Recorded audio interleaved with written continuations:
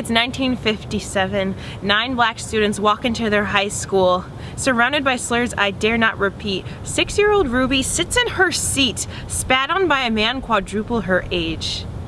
50,000 men and women walk through our nation's capital singing, "There's a light burning bright, showing me the way, but I know where I've been."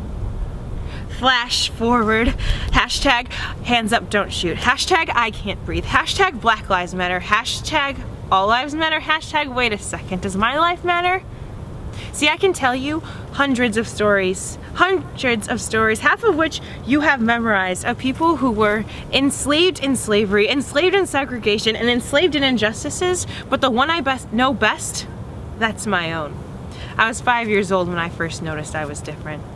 I was sitting in a boat with my teenage friends. I was 5 years old when I noticed. And she said, "Murjana, you're so lucky. You never have to worry about tanning." My first thought was, wait, does any kindergartner worry about tanning? My second thought was, wait, why? I looked around me at the faces surrounding me, all faces 10 shades lighter than mine.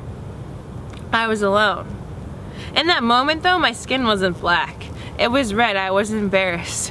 It was green, I felt sick. It was blue, I wanted to pass out.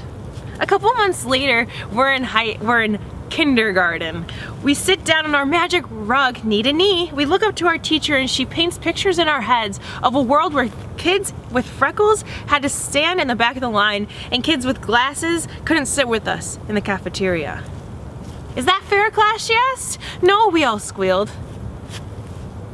But each year it got closer and closer to the truth, and in 2nd grade she told us the names: Martin Luther King Jr., Ruby Bridges, the Little Rock Nine. The only thing those people had in common was the same thing that I had. They fought for injustices acted upon people with this skin. Every eye in the classroom turned to me. In that moment though, my skin wasn't black. It was red, I was embarrassed. It was green, I felt sick. It was blue, I wanted to pass out. Flash forward, it's high school now. We're the kings and queens of the school. We're seniors. Each one of us has been on either homecoming court or prom court. We love being us and freshmen long to be us. Okay, it's my turn. We're playing Would You Rather. Okay, would you rather drink milk straight out of a cow's udder or kiss John? Okay, I'm sorry, John, I'm sorry, that was mean.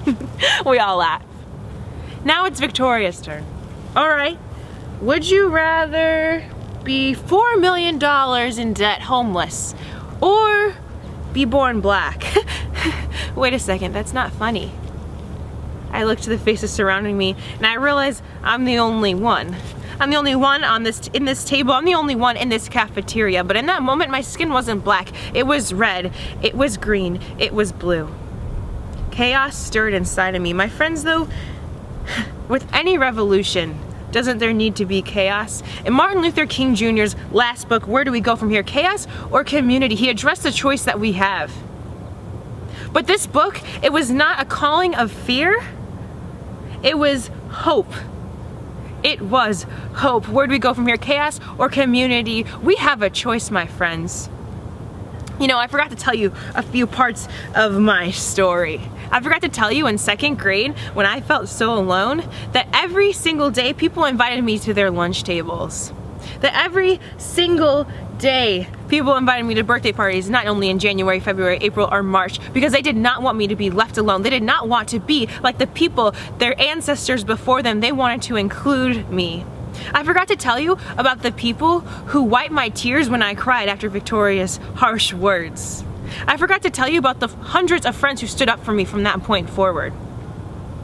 I forgot to tell you that that woman, that teenage girl, grew up, now a mother of 3, held me when I cried to remind me that my worth is not $4 million, $5 million, $7 billion, but that I am a child of the one true king and I am priceless.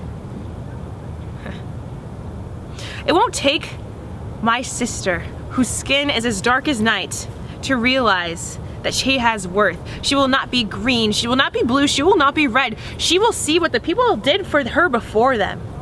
I forgot to tell you about the black man who grew up in Nigeria, Muslim, who fell in love and stayed in love with a woman, a white woman from Highland, Indiana. They fell in love Stand in love and raise a child who stands before you today.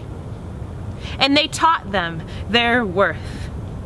We need to recognize that we have each other. We have community, unity, and reconciliation. I can tell you 100 stories of people who are freed, but that's the one I know best. That's mine.